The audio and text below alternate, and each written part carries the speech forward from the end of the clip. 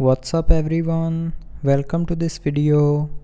In this video I will show you how to increase or decrease notification sound volume in Samsung Galaxy S25 Ultra.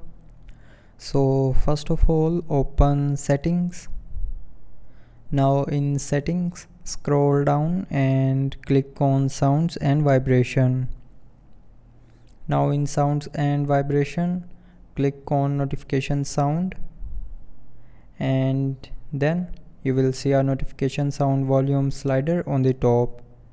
So if you want to increase the notification sound volume, then drag this slider to the right side, and if you want to decrease the notification sound volume, then drag this slider to the left side. So with this slider you can increase or decrease the notification sound volume in Samsung Galaxy S25 Ultra.